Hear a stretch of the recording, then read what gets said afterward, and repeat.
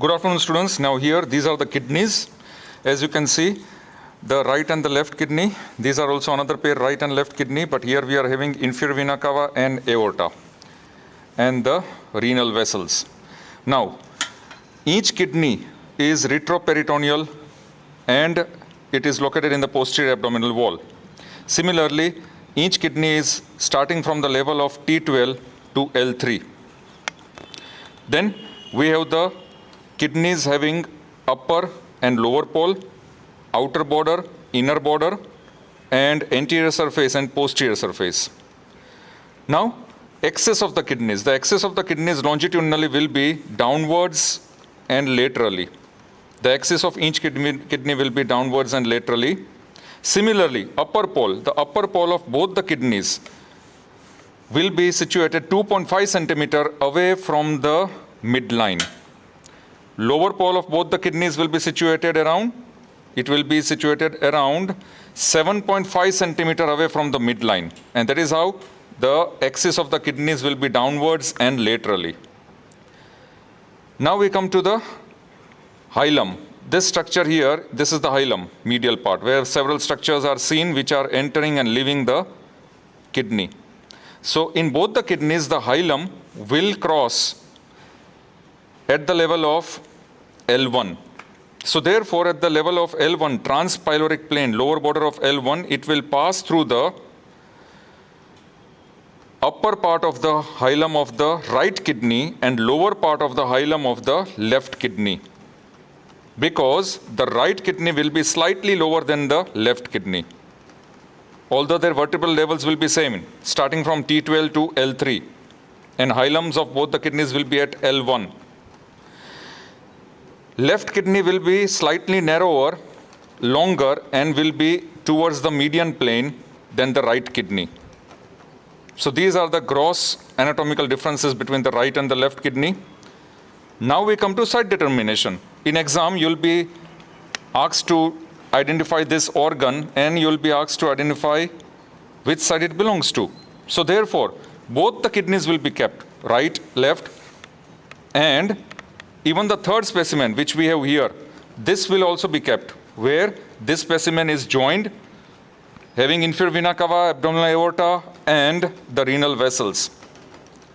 So in case you are asked with this individual kidneys, first you identify it is a kidney.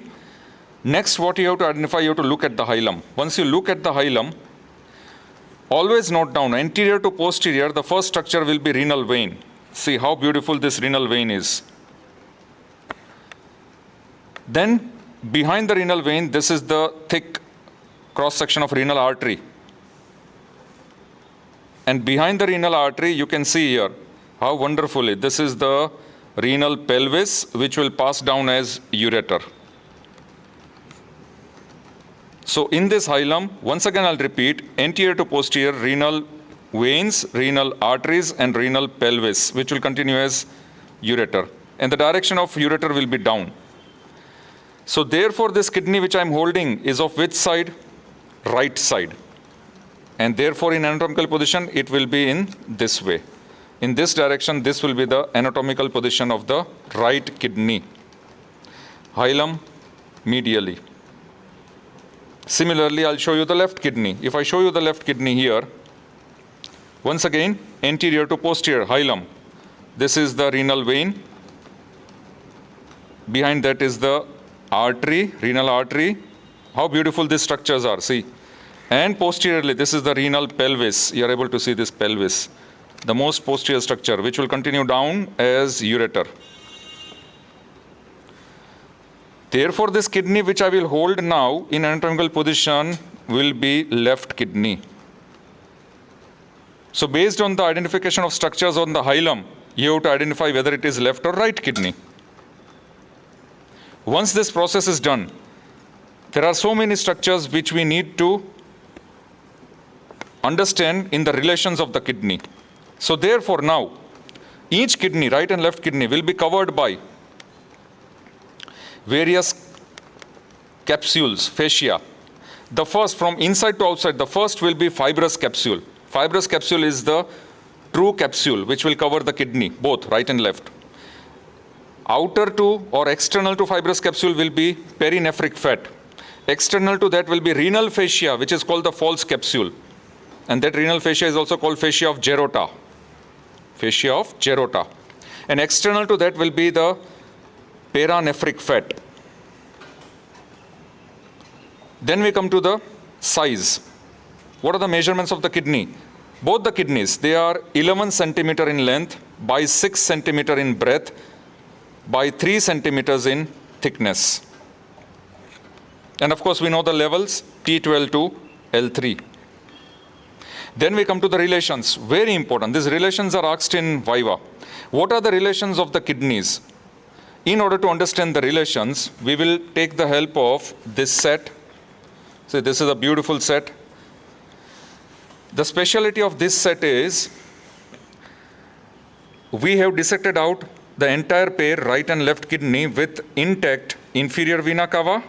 This is the intact inferior vena cava and the aorta. Inferior vena cava aorta, including renal vessels, both the sides. And the direction, see this, the ureters which are going down.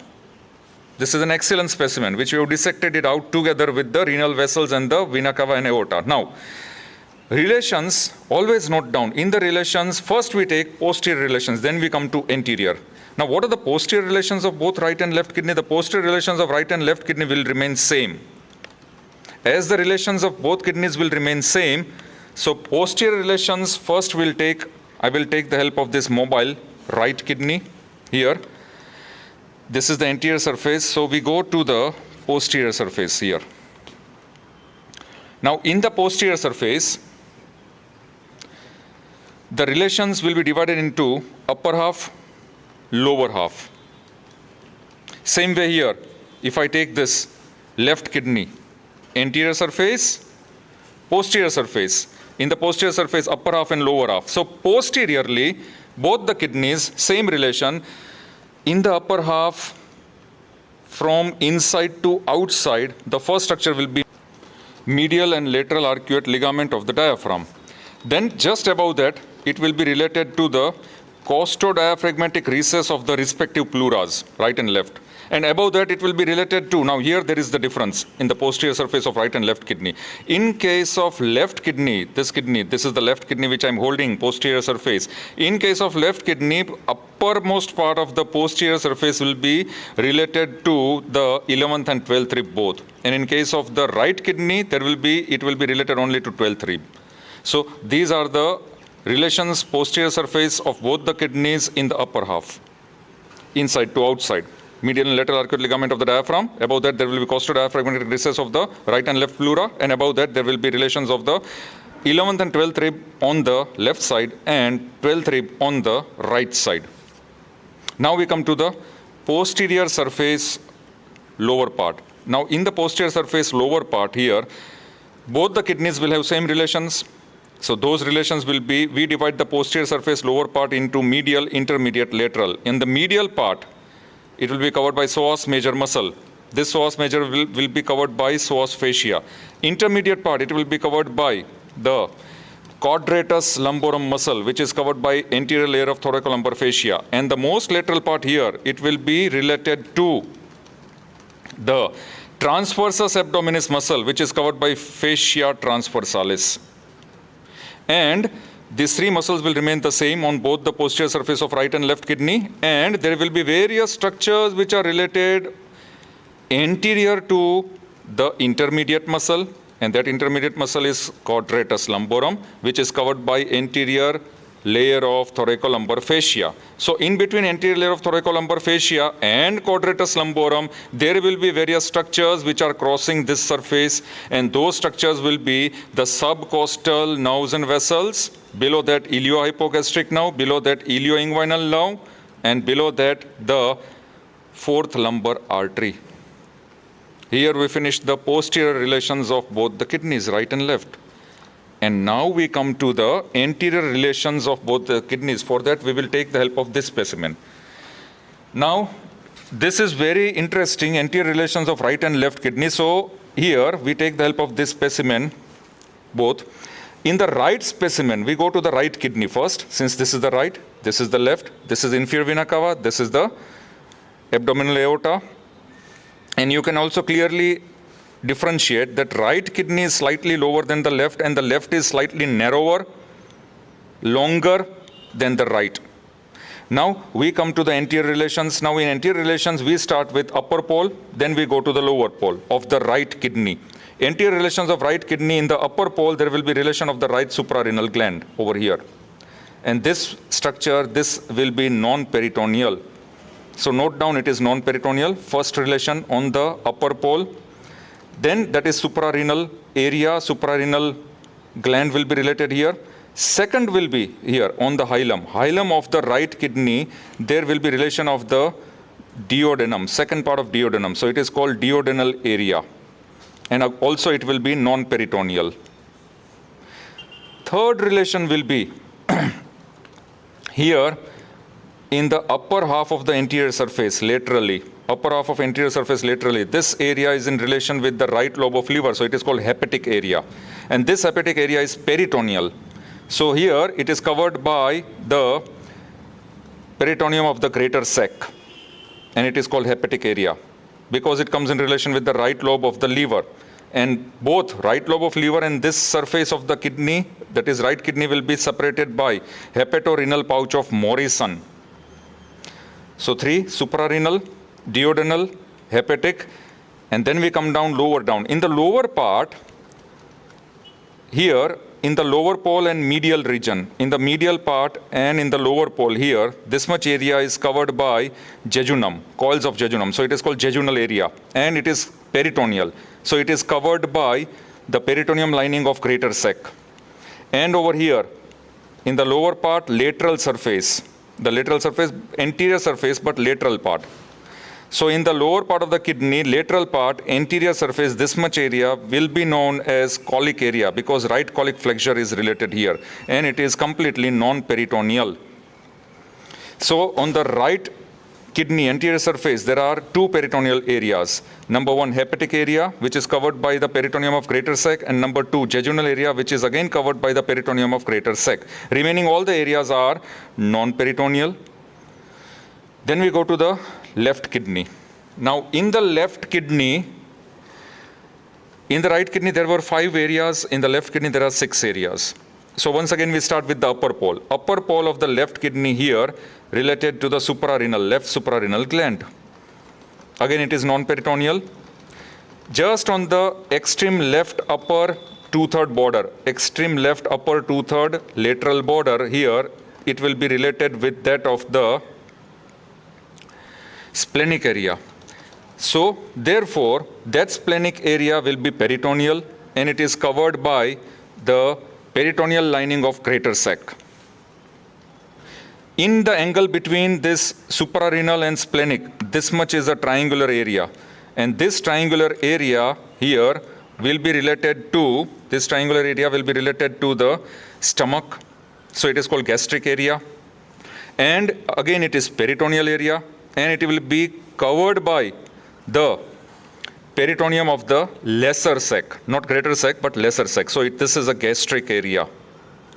Now situated between gastric area and splenic area, a thin strip which will be related to lienorenal ligament, which will provide attachment to lienorenal ligament. In between this triangular shaped gastric area and the upper lateral part splenic area, lienorenal ligament. Then we come to lower part. In the lower part, exactly in the middle, this area, starting from the hilum of the left kidney and extending laterally, this middle part will be related to pancreatic area.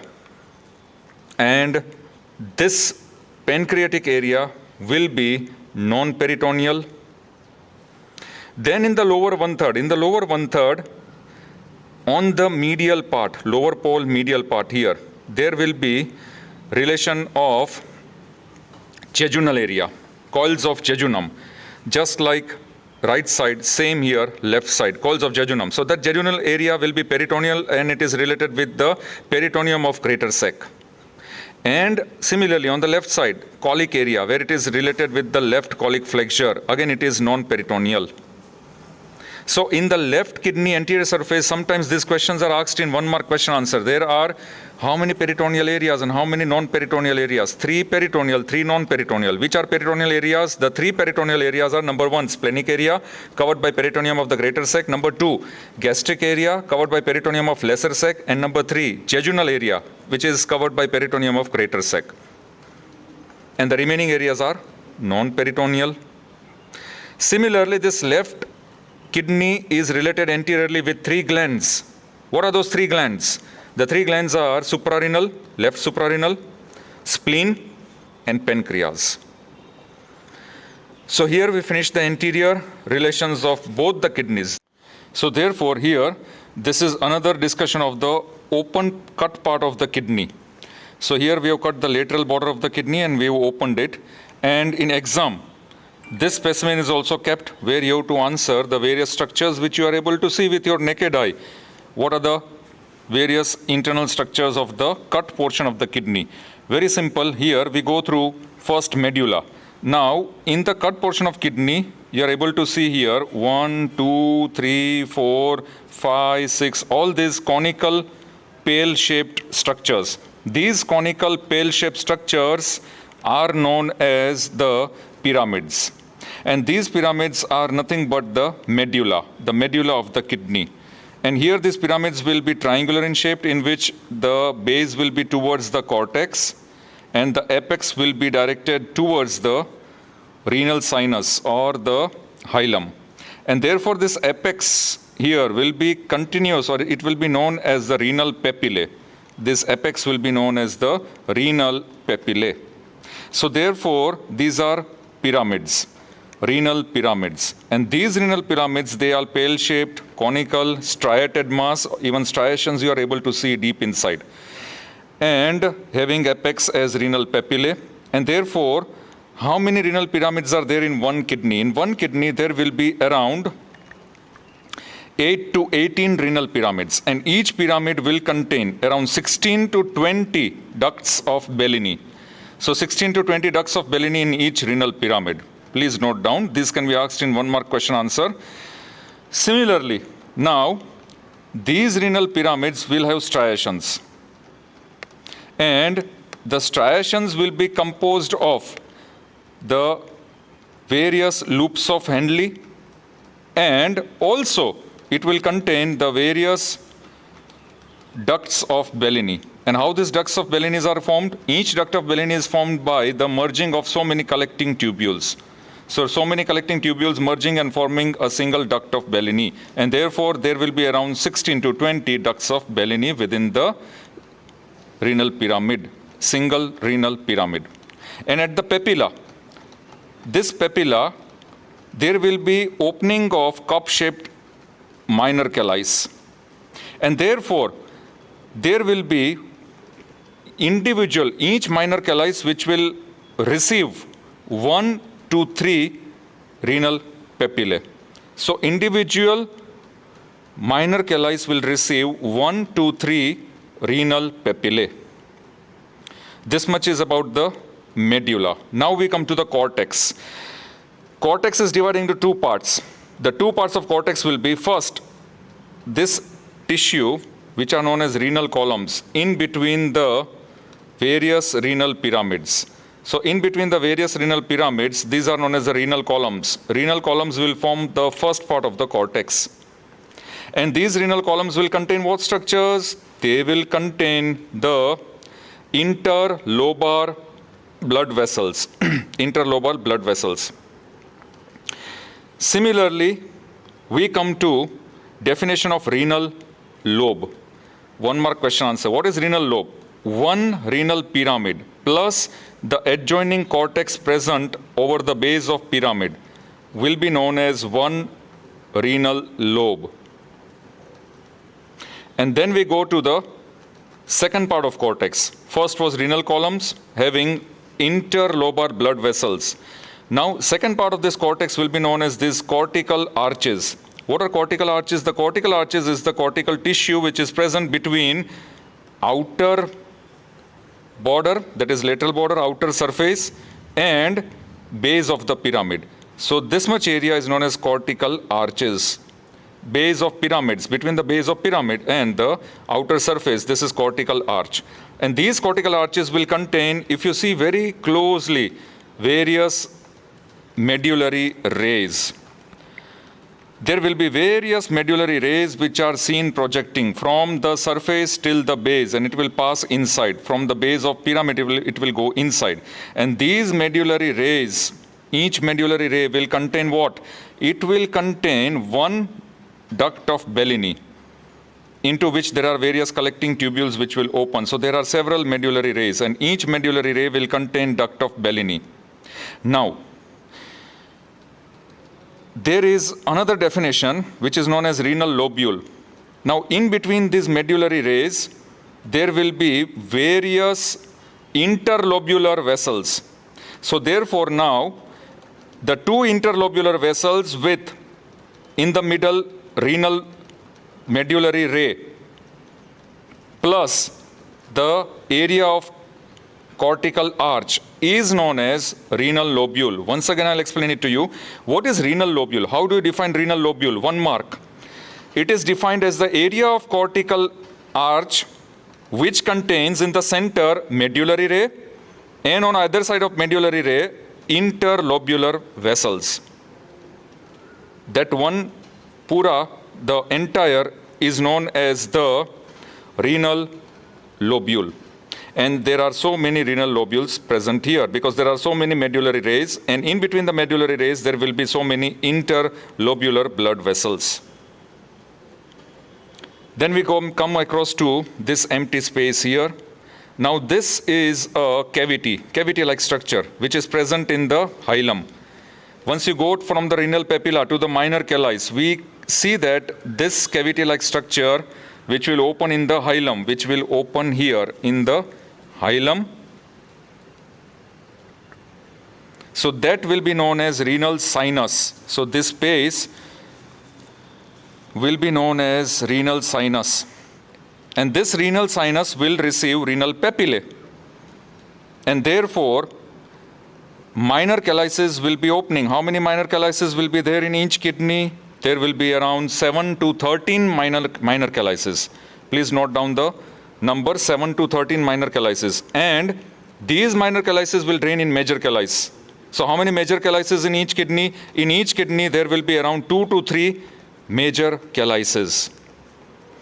Therefore, minor calyce and major calyce, they are a part of the excretory tubules along with the renal pelvis, which will continue as ureter. So this is one structure. Minor calyce, major calyce, renal pelvis and ureter. Together it will continue. They are parts of the entire renal sinus. So what are the contents of renal sinus? Number 1, minor calyces, major calyces, renal pelvis.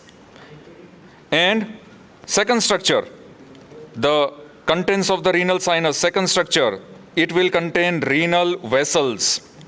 Third structure, it will contain lymph as well as the various nerves. And along with that, there will be perirenal fat. These are the contents of renal sinus. Here we finish the kidneys. Thank you very much.